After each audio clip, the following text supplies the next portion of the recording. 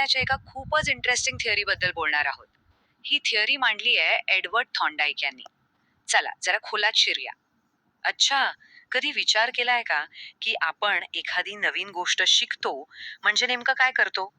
सुरुवातीला किती गोंधळ उडतो नाही का? चुकांवर चुका होतात, पण हळूहळू प्रॅक्टिसने आपण त्यात एकदम परफेक्ट होतो. मग हा जो प्रवास आहे, चुकांपासून ते बरोबर करण्यापर्यंतचा, हा कसा होतो? याच प्रश्नामुळे एडवर्ड थॉर्नडाईकना त्यांच्या एका प्रसिद्ध प्रयोगाची आयडिया सुचली. तर ह्या प्रश्नाचं उत्तर शोधायला थॉर्नडाईकने एक भन्नाट प्रयोग केला. आणि तुम्हाला माहितीये ह्या प्रयोगाची हिरो कोण होती? एक साधी मांजर. हो, एक मांजर, जी आपल्याला शिकण्याबद्दलचं एक मोठं गुपित उलगडून दाखवणार होती.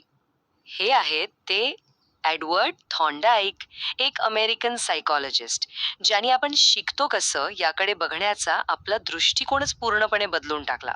त्यांची ही प्रयत्नप्रमाद पद्धत किंवा ट्रायल अँड एरर मेथड आजही तितकीच महत्वाची आहे. प्रत्येक मोठ्या गोष्टीची सुरुवात ही अगदी साधी असते, नाही का? थॉर्नडाईकच्या या प्रयोगाची सुरुवात झाली एका भुकेल्या मांजरापासून. हो, फक्त एक भुकेली मांजर. तर या मांजराला एका खास बनवलेल्या बॉक्समध्ये ठेवलं गेलं. याला पझल बॉक्स असं नाव होतं. म्हणजे आहे ना, ही काही साधी पेटी नव्हती. त्यातून बाहेर पडणं हे त्या मांजरासाठी एक मोठं चॅलेंज होतं. एक कोडं होतं जे तिला सोडवायचं होतं. आता विचार करा, एक मांजर भुकेली आहे, तिला मोटिवेट कसं करणार? बरोबर, तिच्या आवडीचा माशाचा तुकडा. हा माशाचा तुकडा त्या बॉक्सच्या बाहेर ठेवला होता. म्हणजे विचार करा, तो मासा तिला सतत दिसत होता, बाहेर येण्यासाठी जणू काही खुणावत होता. बरं, मग मांजराने काय केलं असेल? सुरुवातीला तर ती नुसती सैरभैर झाली. इकडे धडक तिकडे ओरबाड, मिळेल त्या मार्गाने बाहेर पडायची धडपड सुरू झाली. पण ह्याच अंधाधुंद धडपडीत एक गंमत झाली. चुकून अगदी योगायोगाने तिचा पंजा एका बटणावर किंवा लिव्हरवर पडला आणि बॉक्सचं दार उघडलं. सुरुवातीला हे सगळं अपघाताने झालं. पण थॉर्नडाईकने हाच प्रयोग पुन्हा केला, परत केला, आणि मग काय दिसलं? हळूहळू त्या मांजराच्या चुकीच्या हालचाली कमी होत गेल्या आणि ती थेट ते बटन दाबून बाहेर पडायला शिकली. कमाल आहे ना? हीच तर आहे शिकण्याची प्रोसेस. अंधाधुंद प्रयत्नांपासून ते अचूक कृतीपर्यंतचा प्रवास. थॉर्नडाईकने यातून एक महत्वाचा निष्कर्ष काढला.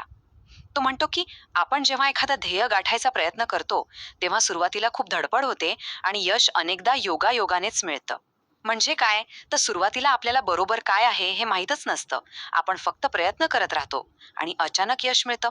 पण खरी गंमत पुढे आहे. ती यशस्वी क्रिया आपल्या लक्षात राहते. आणि ह्या एका साध्याशा प्रयोगातून थॉर्नडाईकने फक्त निष्कर्ष नाही काढला, तर शिकण्याचे 3 बेसिक नियम तयार केले. आणि हे नियम इतके महत्वाचे आहेत की आजही एज्युकेशनमध्ये वापरले जातात. चला बघूया कोणते आहेत हे 3 नियम. पहिला नियम आहे तयारीचा नियम किंवा लॉ ऑफ रेडीनेस. म्हणजे काय? सोपं आहे. जर शिकण्याची तयारीच नसेल, इच्छाच नसेल, तर काहीही होऊ शकत नाही.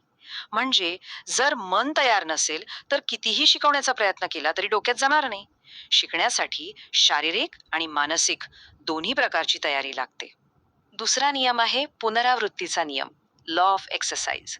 आपण म्हणतो ना, practice makes a man perfect. अगदी तेच. कोणतीही गोष्ट वारंवार केल्याने, सराव केल्याने ती आपल्या डोक्यात आणि सवयीत पक्की बसते. सुरुवातीला सायकल चालवताना कितीदा पडतो आपण, पण सरावानेच तर बॅलन्स जमायला लागतो. सरावामुळेच योग्य कृती पक्की होते आणि चुका हळूहळू बंद होतात. आणि तिसरा आणि माझ्या मते सगळ्यात महत्वाचा नियम म्हणजे परिणामाचा नियम किंवा लॉ ऑफ इफेक्ट.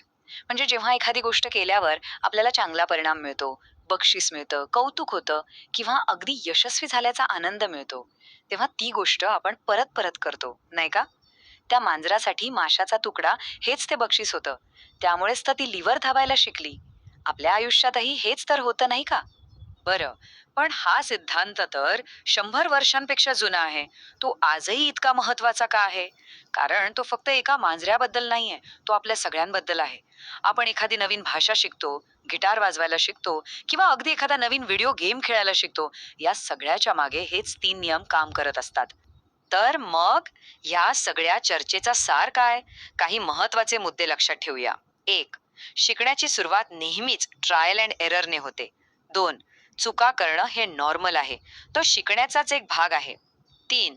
जी गोष्ट केल्यावर यश मिळतं तीच गोष्ट सराव करून पक्की होते. आणि 4, पॉझिटिव्ह रिझल्ट्स म्हणजे बक्षीस किंवा कौतुक आपल्याला अजून शिकण्यासाठी प्रचंड मोटिवेशन देतात. तर मग पुढच्या वेळी जेव्हा एखादी नवीन गोष्ट शिकायला घ्याल, तेव्हा थॉर्नडाईकच्या त्या मांजराची गोष्ट नक्की आठवा.